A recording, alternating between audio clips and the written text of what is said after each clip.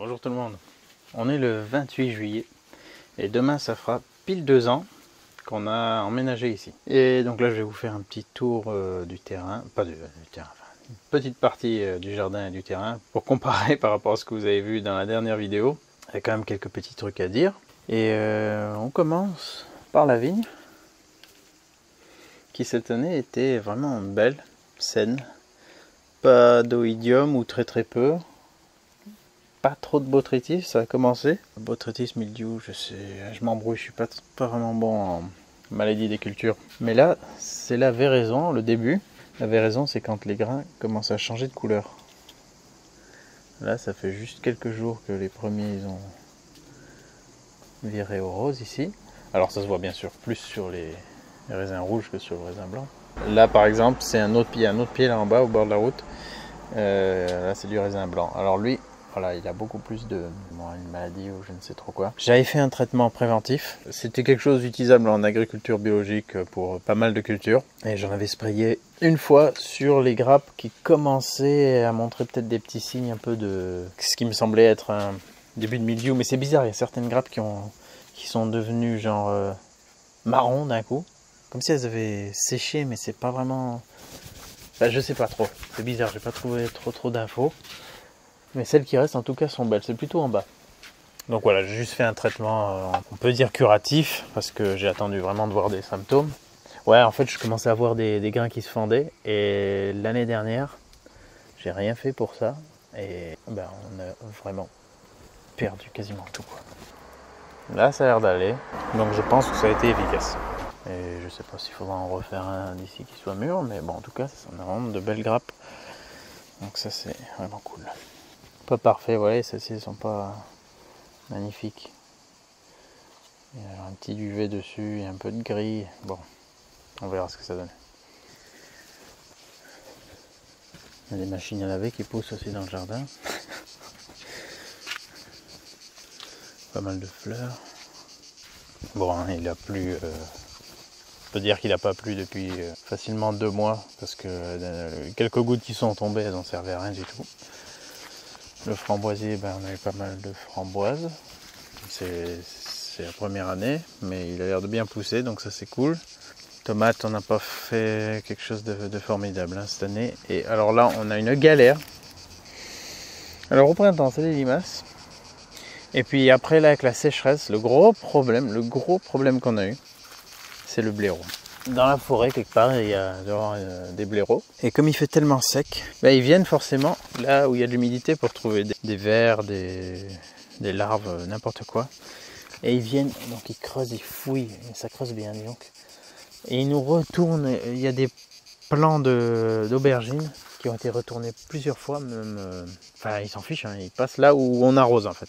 Et là par exemple, celui-là, vous voyez, il a un peu du mal à s'en remettre. C'est dommage, et c'est une vraie plaie parce que ça c'est aussi le problème de s'éparpiller un peu. Il y a vraiment des avantages et des inconvénients à faire ça. L'avantage c'est que s'il y a une maladie ou quelque chose qui arrive sur une zone, bah, ça se propage moins, enfin on a plus de chances d'avoir quelque chose qui n'est pas atteint ailleurs. Par contre, pour gérer ce genre de dégâts, c'est vraiment la misère. Ici, là, il revenait tellement souvent qu'on a laissé tomber. Il y avait les fraisiers, il y avait des oignons, différents trucs, on a abandonné. Voilà. Il revenait tellement tout labouré qu'on a dû abandonner. J'ai mis 2 pieds de tomates, ils se sont fait, à force de se faire déterrer, c'est mort. Là aussi un physalis, la table de pique-nique pour qu'il tienne un peu le coup face au soleil. Pareil, il tire un peu la gueule parce qu'il n'arrête pas de se faire farfouiller aux pieds. Étonnamment, le tournesol, il n'est pas trop venu là. Je crois qu'il a commencé à découvrir la zone. Ça c'est des tournesols géants de Russie, il me semble. Bras tendu, j'arrive pas jusqu'en haut.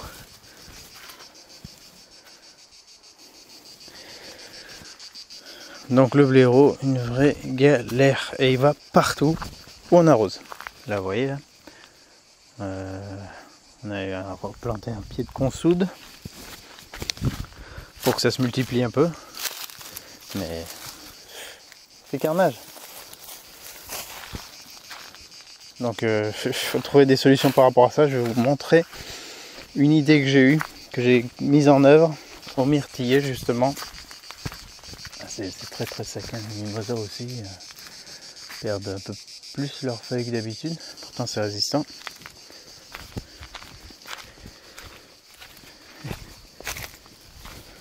Et bien sûr le grillage que j'ai mis au myrtillier, bah, il suffit pas du tout, le blaireau il passe, c'est pas non plus très gros, et il peut passer en dessous aussi, parce que j'ai rien fixé au sol, je l'ai pas enterré, que dalle. Mais mon problème, je pensais pas que j'allais avoir des soucis avec ça, c'était plus les cervidés dont je me méfiais. Alors, il est venu en retourner des myrtillers. Et comme il revenait à chaque fois, ce que j'ai fait, j'ai coupé des carrés de grillage, comme ça. J'ai fait pareil, hein, j'ai découpé un carré au centre. Je l'ai fendu là, pour pouvoir le mettre autour. Comme ça, il n'arrive pas à venir farfouiller au pied. Enfin, où il aime pas, il se pique. Donc c'est très désagréable. Du coup, il vient pas. Alors lui, bon, il se fait attaquer par autre chose encore là. Je sais pas si des sauterelles ou... Bon, heureusement, il fait un peu du nouveau feuillage. Mais c'est tendu. Donc là, on arrose tous les 3-4 jours quand même un peu. Celui-ci a l'air de bien tolérer. Lui aussi. Ah, mais il est quand même revenu. Regardez. Il a quand même réussi à venir creuser là-dedans. Ouais, parce que c'est encore frais et humide. Mais le grillage limite vraiment, parce que sinon il s'en fiche, il défonce tout. Là, celui-là il avait claqué, mais c'est pas grave, il y va.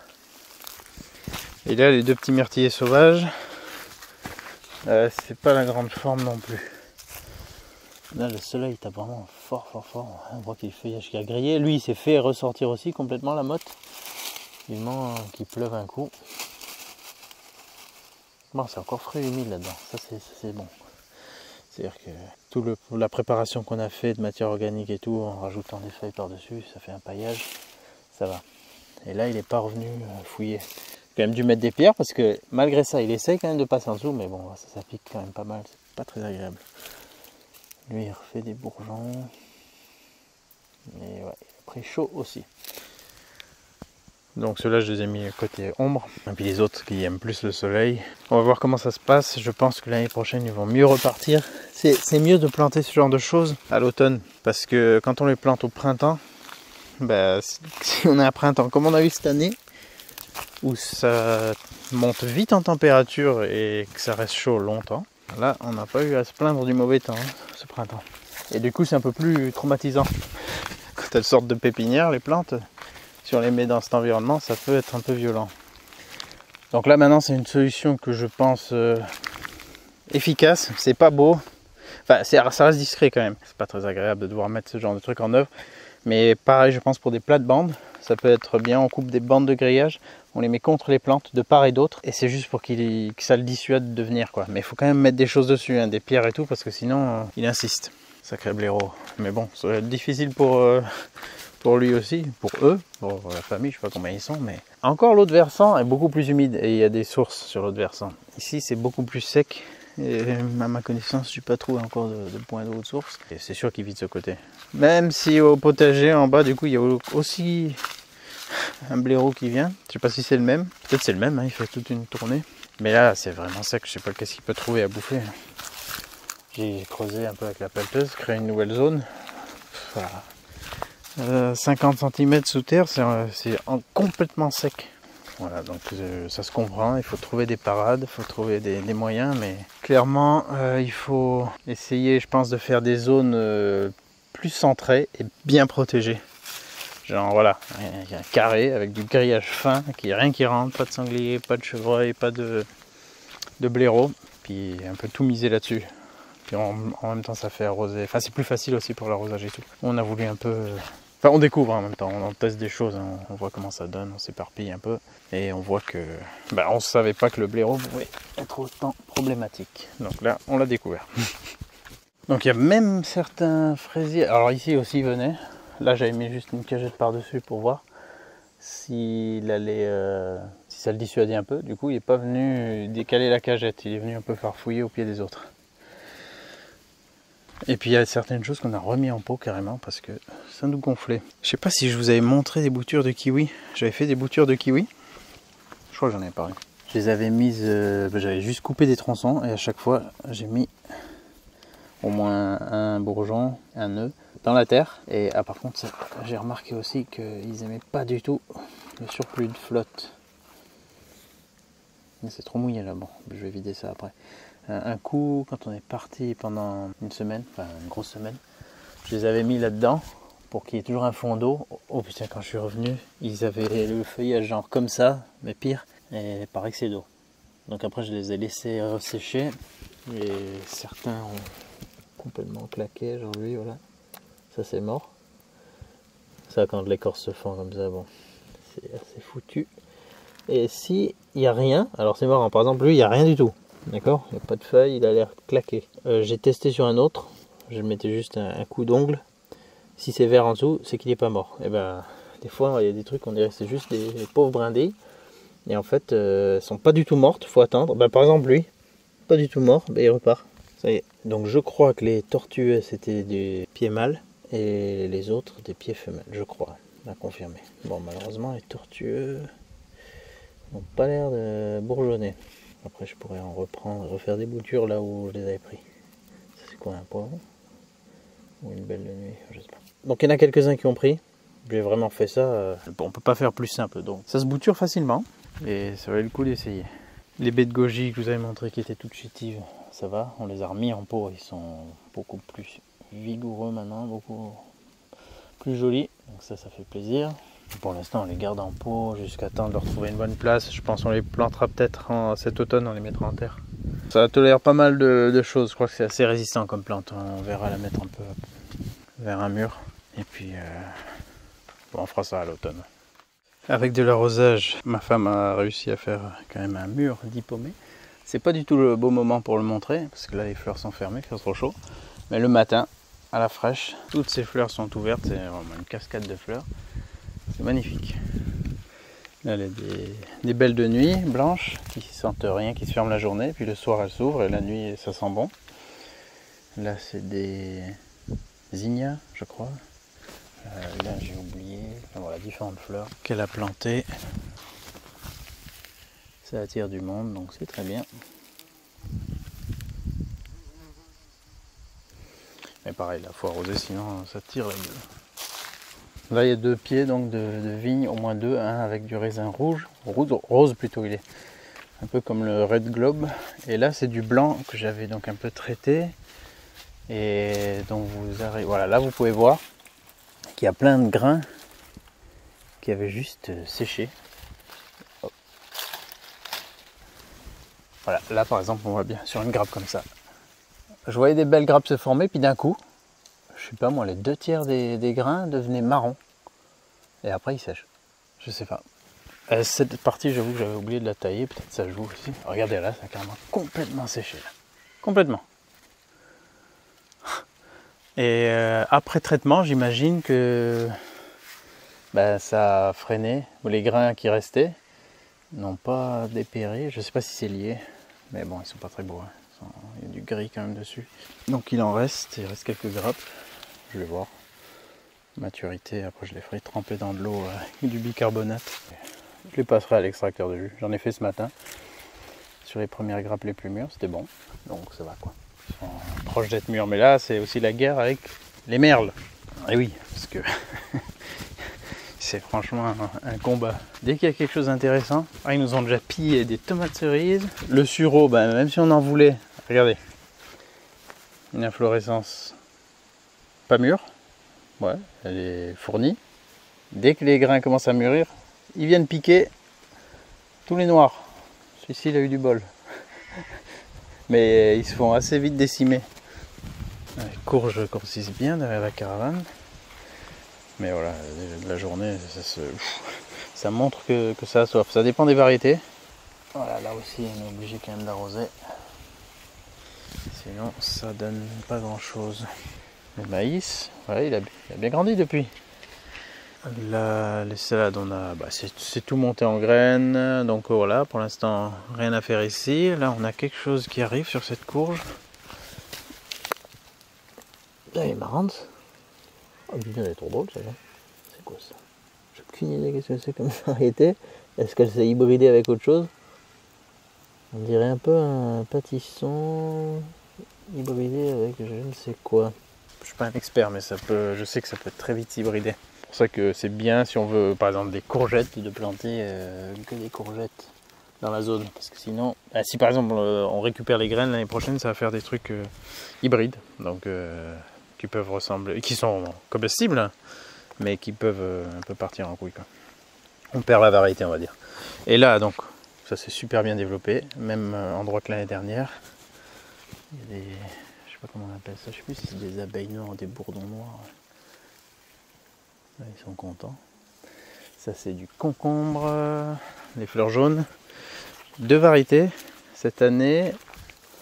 Concombre lemon, parce que ça ressemble un peu à des citrons. Il est pas mal piquant. Enfin piquant, il y a des petits pics comme ça, il paraît pas très avenant. Mais quand on le lave après ça part. Même ils partent comme ça au doigt. Ça fait pas des échardes non plus. Ça paraît un peu coriace, mais en fait la peau est très fine et c'est bon. Ça a des grains un peu plus gros, mais franchement c'est bon. Et il y a aussi le généreux qui est toujours là derrière. Enfin un peu tout le long. On en a récolté pas mal déjà parce que ça vient à une vitesse. Voilà, ça c'est le concombre le généreux, la variété.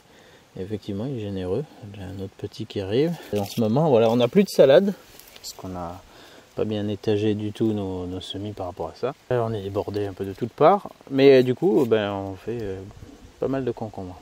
Il y en a un peu partout. Et des haricots. Dès qu'on les met en cuisson, ils sont violets, mais dès qu'on les met en cuisson, ils deviennent verts.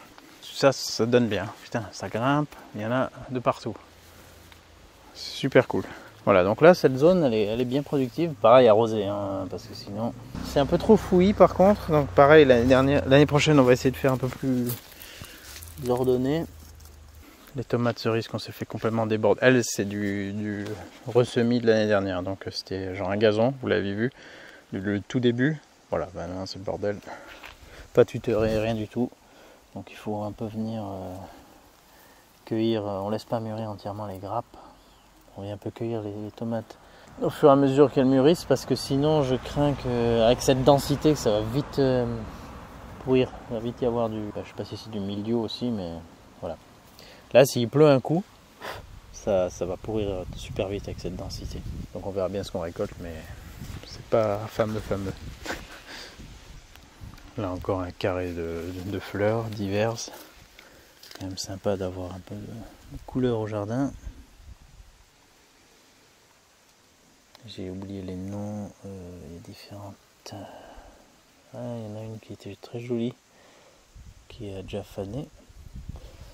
Mais voilà, c'est cool, ça a quand même bien fleuri, et puis ça fait des petites zones de couleurs, ça attire des pollinisateurs, puis bon, ça fait de la diversité. Après par là-bas, j'ai pas débroussaillé dans la partie humide.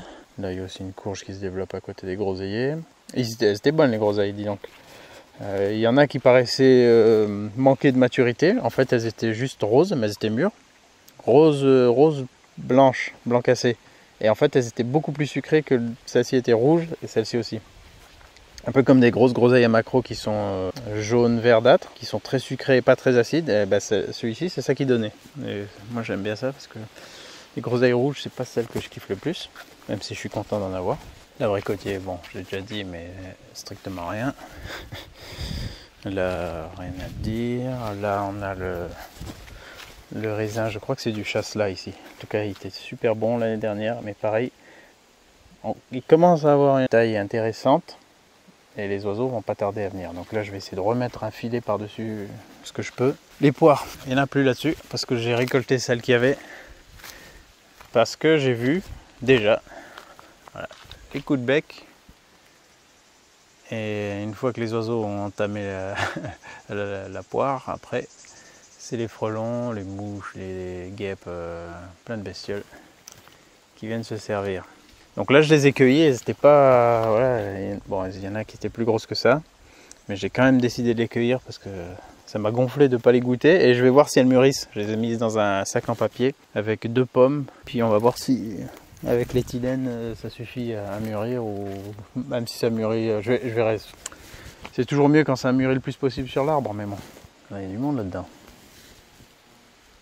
Des mouches, des frelons et tout.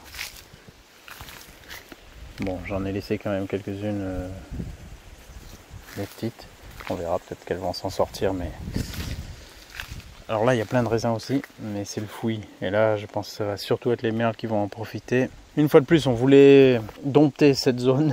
On n'a pas eu le temps. Là, les mûriers sans épines, ils ont soif aussi. Ils ont trop soif. Et malheureusement, là, ça va pas donner beaucoup. Et là aussi, les oiseaux, ils sont sur le coup. Donc, en gros, ça va être mûr, ça va se faire bouffer. Les noix, on dirait que ça va être pas mal. Ce petit pourret, il donne pas grand-chose. Il est trop à l'ombre aussi. Les patates, on les a récoltées. On a fait moins que l'année dernière sur ce petit carré. L'année dernière, on avait fait 7,5 kg sur 2 mètres carrés. Donc c'est pas un rendement énorme, mais bon, ça va. Et cette année, elles étaient beaucoup plus petites. C'était genre des pommes de terre nouvelles. Alors que celles qu'on avait mises en terre, c'était des bonnes grosses patates. Mais je pense pareil, manque de flotte. Qu'est-ce qu'on a eu là? À peu près 5 kg. Là, du coup, on en avait aussi. Donc ça fait un peu plus. Mais juste sur cette zone référence d'environ 2 mètres carrés, on a fait moins cette année. Les topinambours, on en a beaucoup plus par contre. Donc ça, c'est ceux qu'on a fait pousser l'année dernière, mais qu'on n'a pas récoltés. Ils se sont un peu multipliés, on les a replantés. Cette année, du coup, on va en garder une partie pour replanter, puis une partie, on va les manger. Là, ça va, mais en fin d'après-midi, ils ont le feuillage pendant aussi. Heureusement que c'est une zone un peu plus à l'ombre, mais pareil, si on n'amène pas de flotte, ça va rien donner.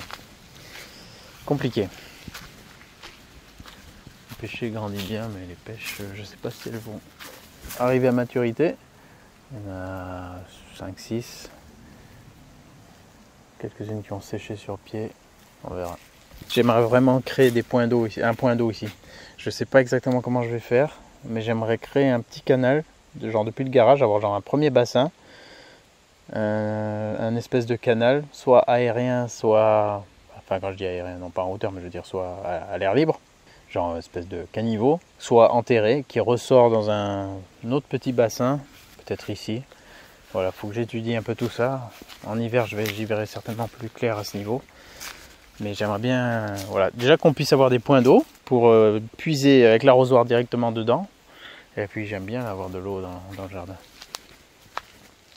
On a la rivière juste à côté, mais bon, elle est en bas quoi. On va voir ce qu'on peut faire. Les choux RAS pour l'instant, ça se développe tout lentement, mais ça ne meurt pas. Des pieds de tomates qui donnent que dalle et qui... j'en sais rien. C'est un peu à l'abandon. L'ambiance est beaucoup plus sèche. Hein. On va regarder un petit coup la rivière, comme ça vous voyez le niveau, comme il est bas par rapport à ce qu'il a pu être. Ce qui est marrant, c'est qu'au pied de la fosse, j'avais mis aussi l'année dernière des tomates qu'on avait en surplus. Et puis elles avaient assez bien donné, jusqu'à ce qu'il pleuve et qu'il y ait plein qui pourrissent. Et là, il y a justement de ces tomates qu'on avait laissé pourrir par terre, des graines qui sont reparties. Donc là, il y a un pied de tomate cerise enfin plein de pieds de tomates cerises qui repartent dans tous les sens. Et donc elles vont pousser un peu dans la fosse. Et puis ouais, voilà, ça traîne par terre, mais peut-être que j'arrive à venir leur faire un petit support pour essayer qu'elles puissent mûrir sans pourrir, si le merle ne les mange pas. Mais ça, c'est une zone, voilà. Je fais rien, je les ai arrosés une fois, j'ai mis 2 arrosoirs. Là aussi, ça pousse spontanément, mais sans eau, ça va rien donner. Mais c'est marrant, des fois, des zones, on les fait à l'arrache et ça donne. Puis il y a d'autres zones, on se donne de la peine et tout. Puis c'est juste misère sur misère, c'est décourageant. Il y a le blaireau qui vient, il y a plein de choses qui font que c'est compliqué. Ouais, c'est comme ça qu'on apprend. Heureusement, il y a toujours de l'eau. Mais voilà, le niveau il est bas.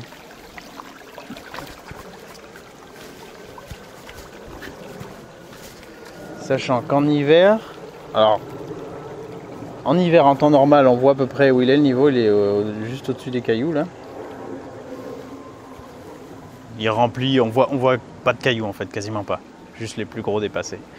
Et le plus que j'ai vu, c'est, enfin que je sais que là c'est vraiment en crue, c'est assez intense, c'est quand ça passe au-dessus de ce coude. Lui, c'est ma mesure de crue. Alors, une fois, j'ai vu que l'eau, elle passait, déjà depuis le temps qu'on est là, qu'elle passait au-dessus de ça. Donc là, c'est que ça envoie bien du l'eau. Certains me demandaient si on se baignait dans la rivière. Ben, on ne peut pas se baigner, il n'y a pas de profondeur, mais c'est sympa pour venir y jouer avec les enfants. Il y a des écrevisses, des petits poissons. C'est sympa, quoi. Et pour l'instant, pas sec, donc ça, c'est super.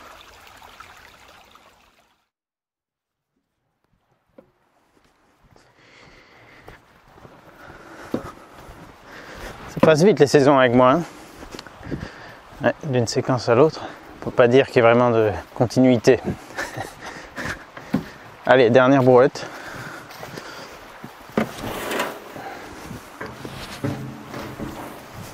Sur la zone que j'avais débroussaillée et qui repousse à fond la caisse avec des ronces. J'ai fait, quoi, 1h30 que je ramène tout ça. J'ai fait pas mal de brouettes. Donc là, je le comble ici parce que voilà, c'est une zone qui se prête bien à ça maintenant que je l'ai dégagé. La petite chose là, c'est toutes des feuilles de noyer.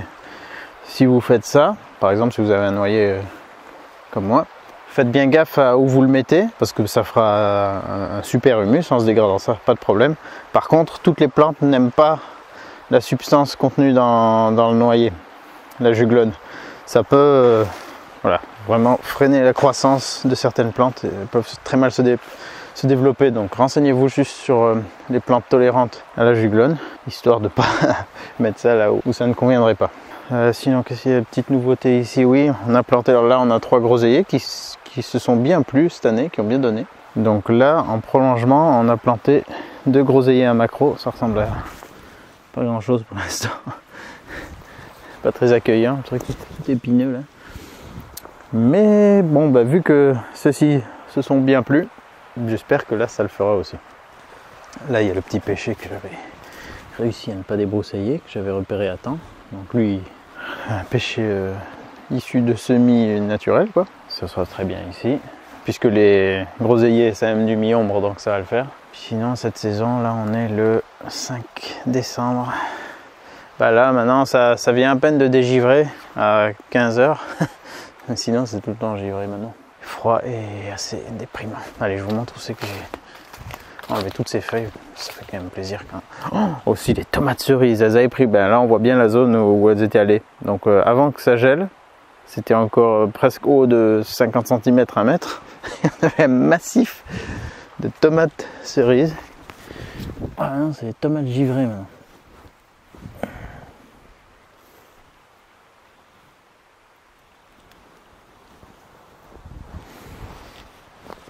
Mais il y en avait plein encore en dessous. On avait fait une dernière récolte, mais bon, voilà, ça va les achever, celles qui restent. Ah, c'est ces 2 noyers au-dessus du parking. Et comme il fait tout le temps humide, bah c'est tout pourri, ça colle, ça fait moche, c'est tout marron. Alors que là maintenant, il ne me reste plus qu'à passer un coup d'aspi. Ce sera parfait.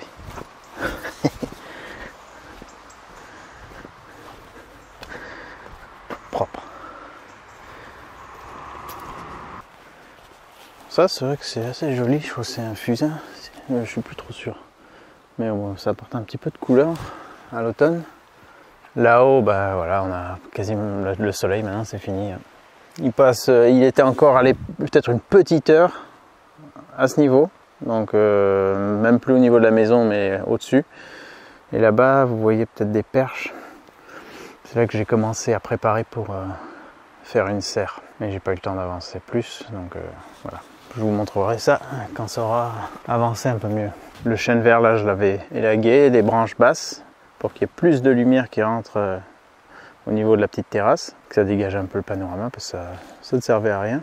Les mimosas ils poussent à fond, il y a des rejets de partout dans le jardin, donc ça va falloir que je les calme aussi. Enfin, elles sont toujours belles, et on en a toujours plein. Je crois qu'il y en a ici, on a les toilettes sèches.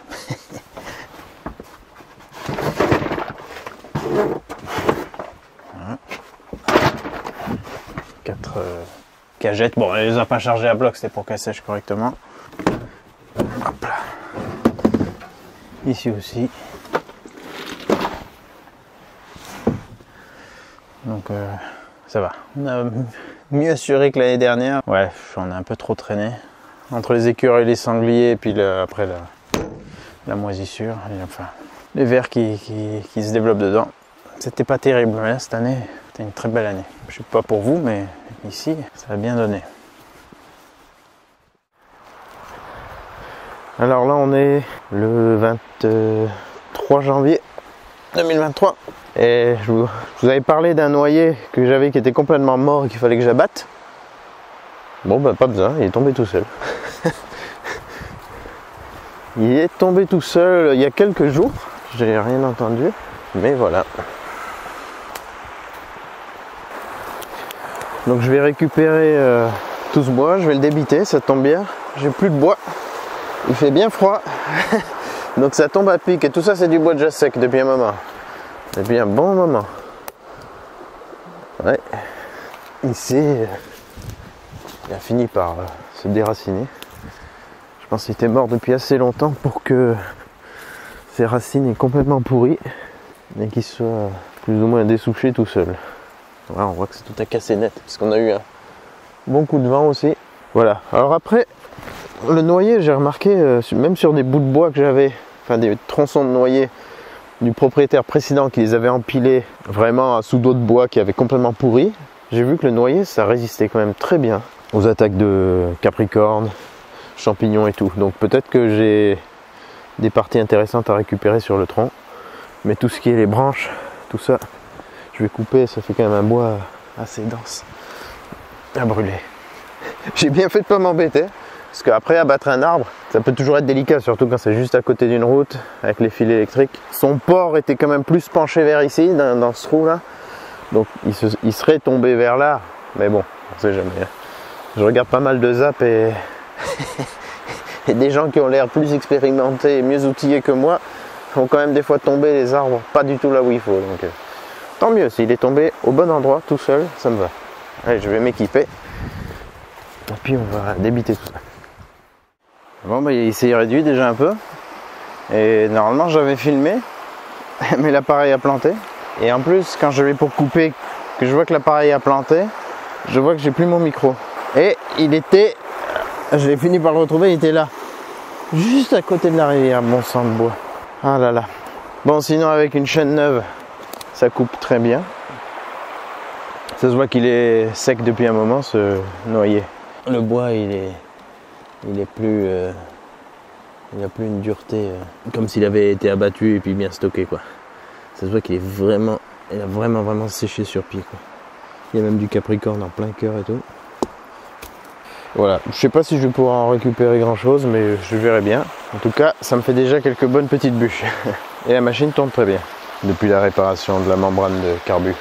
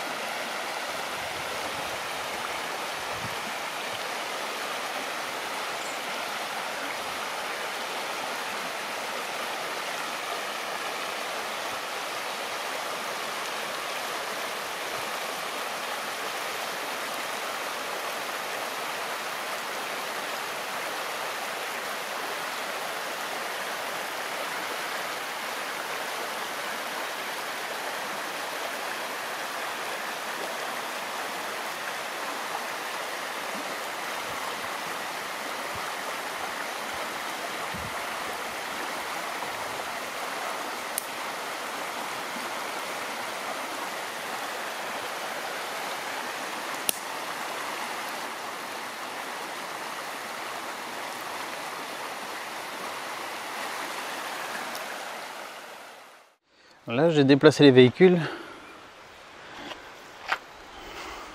La pauvre 30. Sous les mimosas, on dirait une sortie de grange. Ouais, mais je ne vais plus la mettre en dessous. Je vais remettre le Ranger. Et regardez un peu l'ampleur que ça a pris. C'est quoi ça, avion? Oh putain, pas les avions de chasse, c'est de l'orage. J'avais même pas vu. Mon bon Dieu, c'est juste au-dessus. Voilà, donc alors, je vais remettre ça. Recadrer un peu tout ça. Alors le premier bout il est nickel. Qu'est-ce qu'il faisait? Il était tout tordu. C'était cette partie qui était attachée au toit et ça s'était détaché. Donc j'ai coupé celle-ci. Et pendant ce temps-là, une branche qui avait poussé de travers, donc je l'ai reprise, je l'ai rattachée là-haut. Et là, elle me fait une bonne arche. Ces deux-là penchent beaucoup trop maintenant et je suis pas sûr de rentrer le Ranger en dessous avec la canopée. Donc je vais déjà commencer à l'alléger en coupant tous les trucs qui montent droit là, ça je veux pas, et voir si ça les recule un petit peu. Sinon je sais pas trop ce que je vais faire, sinon je les fais sauter, il y en a d'autres qui arrivent, donc je peux remplacer le truc. Il y en a plusieurs qui s'étaient décrochés également, celui-là, tous en fait à part le dernier.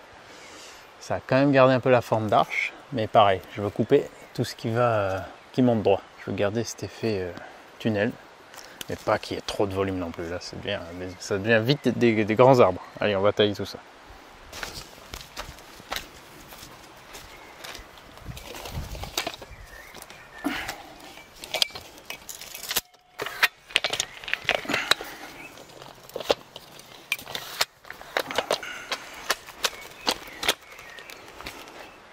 Bon, vas-y, déploie-toi entièrement si tu veux.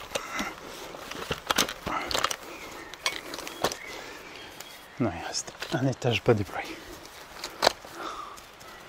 Alors, ouais.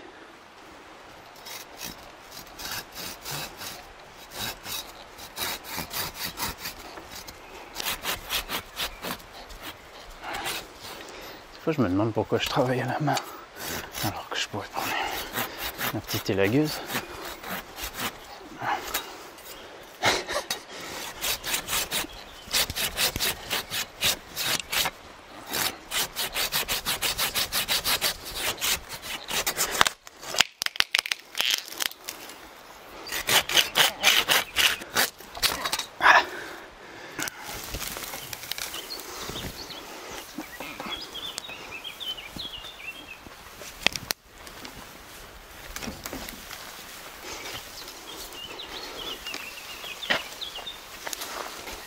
c'est devenu tellement grand. Lui il a clairement pris sa forme, je vais l'alléger quand même encore un peu de tout ce qui va sur le garage. Et peut-être qu'il va normalement se redresser un peu. Après s'il se redresse pas suffisamment, je le couperai plus.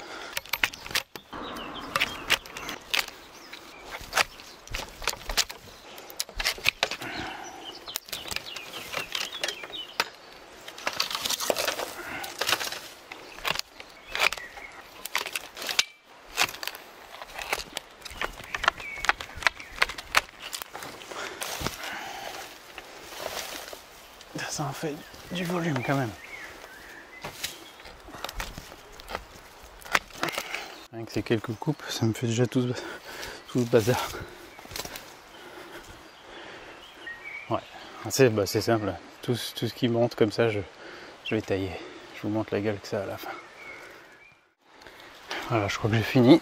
Il y en a là, il y en a là, il y en a là-bas, et il y en a moins là. Ça paraît très très allégé, on dirait que j'ai été super méchant, violent. Mais on n'a pas le choix en fait, hein, avec le mimosa. C'est un peu comme l'olivier, dès qu'on se met à faire des grosses tailles, ça devient très vite transparent presque. Voilà, bah après ça va s'étoffer. Et je vais voir comment je continue de le conduire comme ça, avec le temps. Voir si je dois de nouveau attacher, ou un peu ma stratégie, c'est peut-être plus que d'essayer de faire une arche, même si c'est assez sympa. C'est d'essayer de plutôt faire ce genre de truc là. C'est pour ça que lui, je lui en ai enlevé un gros boule. Alors j'ai utilisé un peu l'élagueuse, hein. La petite élagueuse premier prix pour faire les plus grosses coupes. Et je vais miser sur celui-là, sa petite brindille. Essayer de la guider, qu'elle vienne ici. Bah, c'est ce qu'elle va faire spontanément, mais voilà. Comme ça me fait un angle. Et ça va tout aussi bien. Celle du dessus là, hop, elle est bien. Donc tout ce qui va trop monter, je vais couper. Tout ce qui va trop descendre et me gêner en dessous, je coupe. Et j'essaie de garder une espèce de plateau intermédiaire. De toute façon, ça pousse tellement vite qu'il ne faut pas trop se prendre la tête. Mais ça m'éclaircit le truc. Et puis ça, je sais pas trop si c'est remonté. Et je sais pas si le Ranger va passer en dessous. Ça va peut-être être limite, je vais voir. Ah non, ça risque de toucher. Le problème, en fait, ils auraient pu bien partir, mais comme ils se sont entrelacés au début, et que c'était trop tard pour que j'essaye de refaire passer celui de derrière de l'autre côté, ça les a mis les deux en tension. Ils tiennent bien comme ça. Voilà, et pareil, celui-là, je l'ai coupé droit. Et celle-là, même si elle part pas dans la bonne direction pour le moment, c'est pas impossible que je la ramène direction la gouttière. À suivre. Maintenant, je vais réduire tout ça. Je vais essayer de garder toutes les longueurs d'à peu près 1 mètre que je peux, peu importe la taille, pour en faire des petits piquets droits sur cette balustrade là. Ça m'évitera d'acheter du grillage et ça protégera pour les enfants, enfin surtout pour mon fils qui est complètement cinglé. Comme on a enlevé un peu du lierre, il y a moins de barrières. Et là, avec ça, je pourrais faire un truc esthétique et gratuit. Voilà.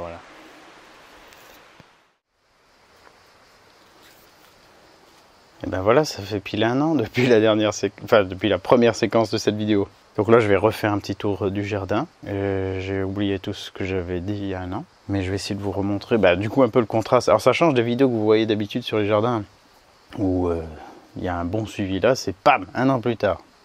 Déjà, c'était bien parti, le raisin. Mais ça n'évolue pas bien du tout. Complètement plein de mildiou et d'oïdium.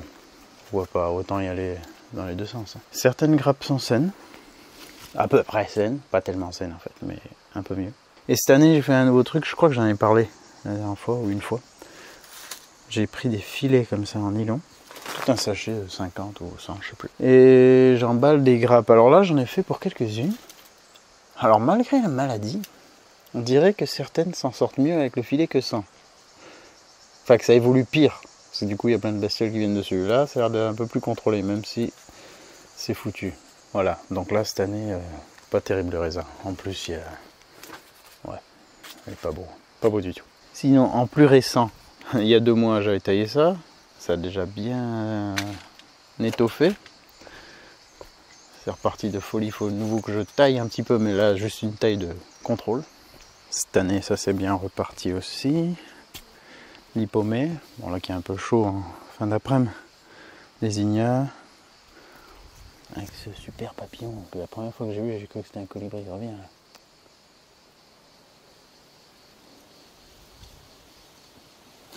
Je dis à quoi? Mais c'est pas possible, un colibri? Il n'y a pas ça chez nous. Mais c'était pas ça. Une belle de nuit qui est devenue super grosse. Les fleurs sont fermées à cette heure-ci, donc c'est pas magnifique. Voilà, ça c'est devenu bien fourni à nouveau. Hélas, le tas de branches, je ne l'ai pas réduit plus que ça, donc voilà, manque de temps.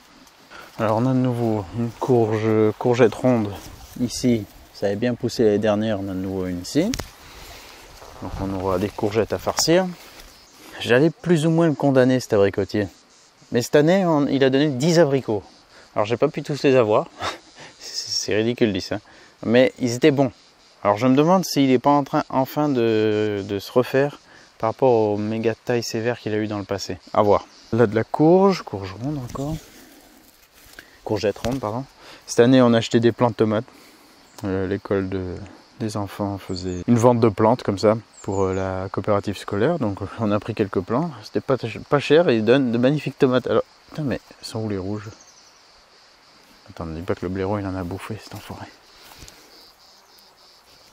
Bon, en tout cas, ça donne.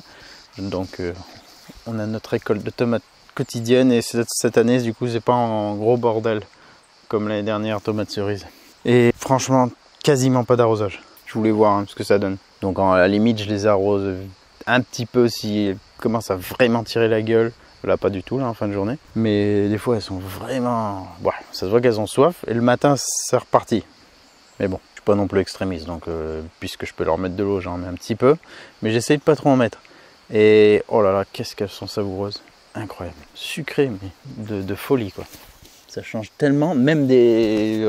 En général, au magasin, je prends des tomates côtelées de ce genre. Parce que c'est quand même celle que je trouve le plus goûteuse.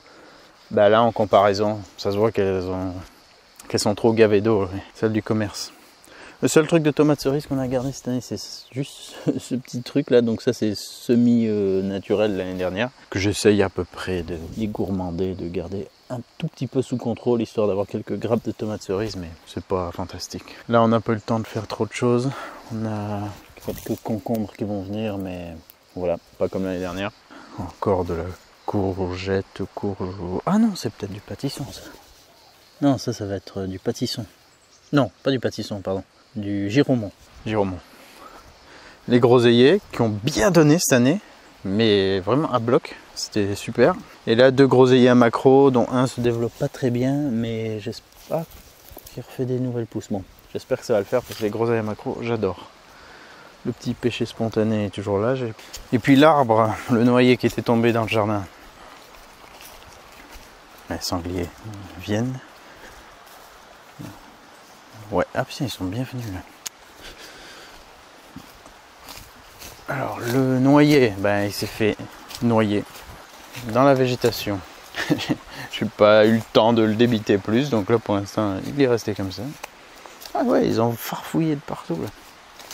Je vous emmène un petit coup au bord de la rivière. C'est chiant, mais je suis obligé de mettre ce genre de panneaux partout parce que franchement je sais pas si la carte de pêche donne des super pouvoirs, mais en tout cas les pêcheurs, confirmez-moi s'il y a des pêcheurs parmi vous, ça semble donner le droit d'aller partout sur les terrains des gens, quoi. Donc là plusieurs fois on voit d'un coup un pêcheur qui traverse le jardin, d'autres qui sortent, qui passent entre les bagnoles, qui vont à la rivière en passant. Bon, c'est un peu chiant, quoi. Si on clôture pas, s'il n'y a pas de panneau, c'est freestyle, quoi. Ça me gonfle un peu. J'aime bien quand c'est pas clôturé, que tout le monde respecte la propriété des autres, mais malheureusement, ça semble pas être le cas pour tout le monde. Par contre, je suis sûr, si je vais chez eux, ils vont être les premiers à gueuler. Donc, alors ici, super petit coin pour venir jouer avec les enfants. Souvent en fin d'après-midi, quand il fait moins chaud, ou de toute façon, même là en pleine journée, on est bien là. Donc c'est un petit coin bien sympa. Et là, alors j'ai même pas terminé d'éviter le noyer qui est là, que là il y a de nouveau un arbre qui est tombé, c'est quoi, un frêne? Donc je vais me le débiter celui-là. Il n'était pas complètement mort, mais je crois qu'il était un peu fragilisé au niveau des racines. Donc il est tombé depuis l'autre rive chez nous. Voilà, il va falloir recommencer à couper tout ça. Tant mieux, ça me fera un peu de bois. ou un pont. Non, on va faire du bois. Là, topinambour, on les avait pas récoltés l'année dernière, du coup, ben, ils ont plus prospéré. Donc cette année, on va essayer d'en récolter quelques-uns. Et finalement, tous ces troncs, celui qu'ils avaient planté, je pense qu'il s'y est mal pris, mais ça a fini par donner. Et ça a donné, en tout cas, ces deux souches, devinez quoi? Des shiitake, qui étaient très bons en plus. Donc je sais pas si ça va en redonner beaucoup, mais en tout cas, c'était ça l'idée initiale. Et donc on a pu se faire 2-3 poêlées de ça. Très bonne. Oh purée, mais là je vois qu'il y a pas mal de raisins, qui a l'air sain par contre ici. Et il faut vraiment que je vienne leur mettre des sachets, parce que les merles ils attendent pas du tout que ce soit mûr. Ils s'en tapent. Cette année le pêcher, il est plein de pêche pour sa taille. Ouais, bien fourni. Je sais pas ce que ça va donner, je sais pas quelle quantité va venir à maturité. Il avait déjà paumé une petite salve, mais là il faut vraiment que je l'éclaircisse, donc je vais ratiboiser les rejets de frêne et de noyer pour qu'ils soient plus en lumière. Sinon ça risque pas trop de mûrir, je pense. Pas de pommes de terre cette année, on a foutu 2 courges à la place, histoire de. On a eu beaucoup de fraises des bois, c'était génial. Mais il faut venir tous les jours parce que sinon c'est perdu. Donc là c'est la zone fraises des bois. Là quelques poires que j'ai protégées. Donc je vais peut-être une chance de les avoir à maturité sans qu'elles se soient faites bouffer. Ah bah elles ont bien grossi depuis que j'ai mis les sachets. Excellent. Ce qui est bien en plus, comme elle pousse là celle-ci par 2 ou 3, je peux mettre un sachet pour 3. Très bien. Ah, je vous ai pas dit, ou je sais plus, mais la récolte de noix était fabuleuse l'année dernière. Et ça nous a tenu quasiment 10 mois. On en mangeait tous les jours, quoi. Les mûres sans épines, mélangées avec des mûres épineuses, arrivent, mais vont-elles pouvoir nous donner quelque chose sans se faire entièrement bouffer? Ah, ils sont pas encore. Il faut que ça se détache tout seul pour que ce soit pas trop acide. Mais là c'est trop le bordel, on n'a toujours pas eu le temps de cadrer ça. Ah voilà, elle se détache bien. Ça c'est bon ça.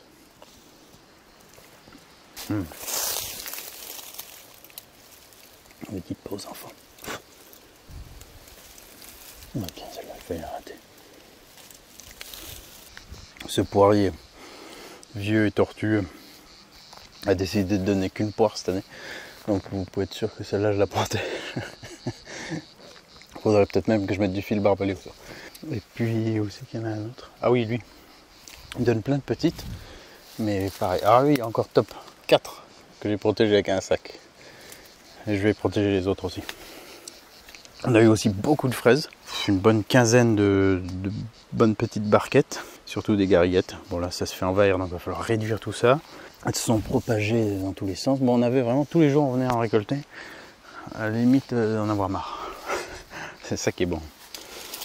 Et puis là, voilà, pareil, j'essaie de protéger un peu les raisins. Ici, c'est du chasselas qui a l'air beaucoup plus sain que le raisin qu'il y a sur la maison. Ses feuilles, les grappes, il est toujours plus sain. Donc lui, il faut, pareil, que je vienne vite mettre des sagets. Puis là, encore des courgettes longues et des beaux bosquets de fleurs qui, malheureusement, sont arrivés à terme pour la plupart. Mais les cosmos sont beaux et grands cette année. Ben, c'est les graines de l'année dernière d'ici, quoi. Donc elles s'adaptent aussi. Les basiliques sont bien partis. Là on est tout début août. On a déjà cueilli pas mal de sommités, mais ça repart bien. Physalis qui s'était semé tout seul, je crois. On en retrouve un peu partout d'ailleurs. Limite une mauvaise herbe le truc. Le framboisier, dans cette magnifique structure que j'avais faite, a donné bien aussi. Vraiment pas mal. Ça fait plaisir. Bon voilà, il fane.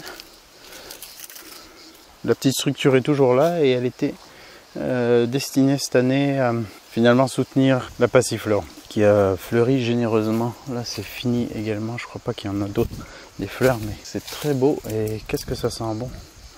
Bon, malheureusement ça semble être une variété que décorative, hein, mais très belle et qui sent très très bon. Là il s'avère que c'est un petit prunier qui va devenir de plus en plus généreux. Là il était vraiment bien rempli de prunes jaunes qu'on a transformées en confiture délicieuse. Vraiment, j'ai hâte de l'année prochaine de pouvoir récolter à nouveau. Il est top celui-là. Par contre, on s'est absenté pile au moment où il commençait à larguer les prunes. Et c'était assez bien fait quand même parce que elles roulaient comme ça le long du chemin. Elles venaient se récolter un peu toutes en bas. Donc si elles n'étaient pas trop blettes, on pouvait les prendre. Là, une bordure de œillet du poète. C'est très joli ça aussi. Pas mal de nuances. Et de zinnia. Ça attire bien les papillons, ça. C'est une très belle fleur. Bon, c'est arrosé quand même. Hein. Mais ça a l'air d'être quand même assez vigoureux. La bouture de grenadier que j'avais faite, elle semble tenir le coup, même si elle a pris quand même un coup de chaud, mais elle se développe.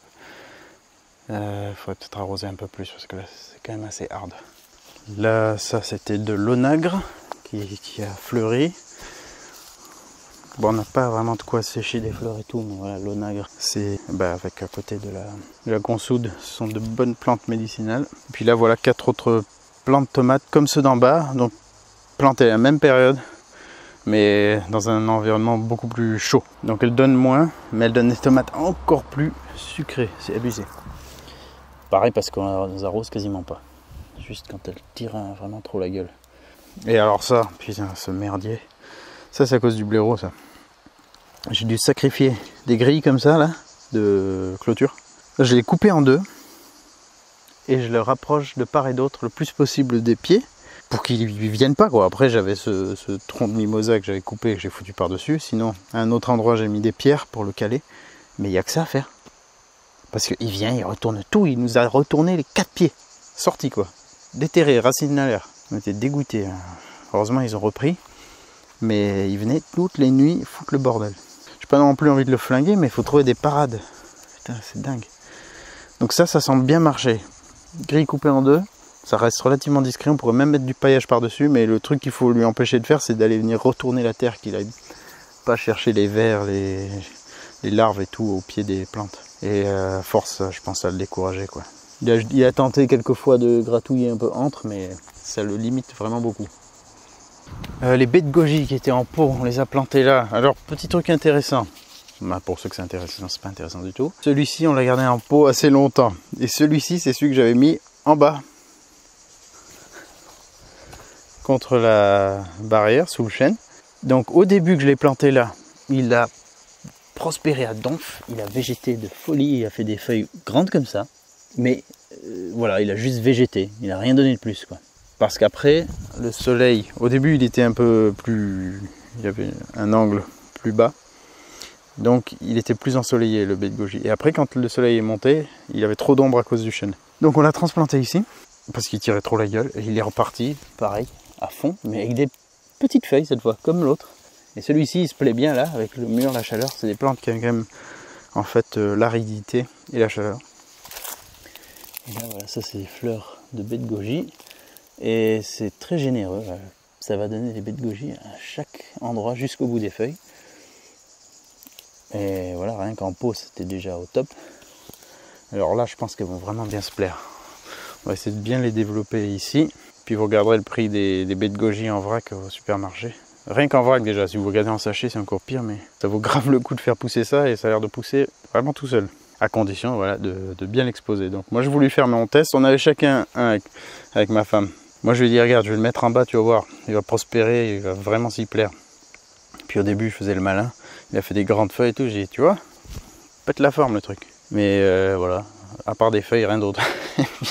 Elle l'a planté là et ça va beaucoup mieux. Donc faut s'avouer vaincu et puis j'ai migré le mien. Enfin c'est plutôt elle qui l'a migré, sans rancune. Puis elle met aussi des fleurs à plein d'endroits. C'est sympa d'avoir des touches de couleur en plus des plantes naturelles. Là c'est notre petit coin herbes aromatiques, sarriette, thym d'où on habitait avant dans les Alpes-Maritimes. Ça c'est du thym serpollet je crois. Oui. Oui. Ça c'est de l'origan. Et ça c'est de l'origan sauvage d'ici. Et de la sarriette. Et là des fleurs. Je sais, j'ai oublié le nom, mais elles sont... Ah, là, avec le soleil qui vient comme ça, elles sont presque noires par moment. C'est assez joli. Pas souvent qu'on voit des fleurs vraiment sombres. Et pour terminer, petite visite des myrtillers qui ont quand même pris un coup de chaud. Ça se voit qu'ils ont les bouts de certaines feuilles bien sec. Alors c'est pas vraiment qu'il manque de flotte et en plus le paillage il est bien conséquent, mais je pense que c'est surtout l'exposition.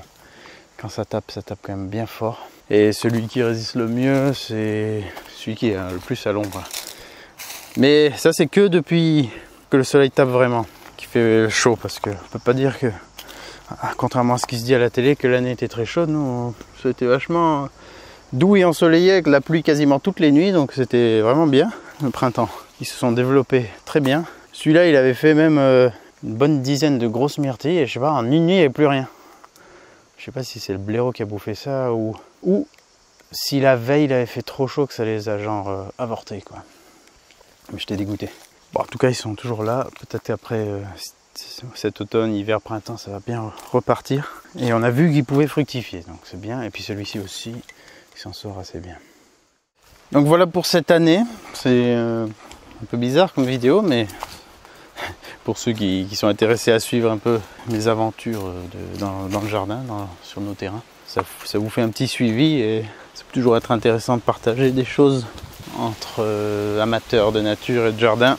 Je vous dis à bientôt dans une autre vidéo. N'oubliez pas, c'est en faisant qu'on fait. Franchement, n'hésitez pas à faire pousser des choses, c'est fantastique. Il n'y a que ça de vrai. Hein, transhumanisme, très peu pour moi. Je préfère la nature.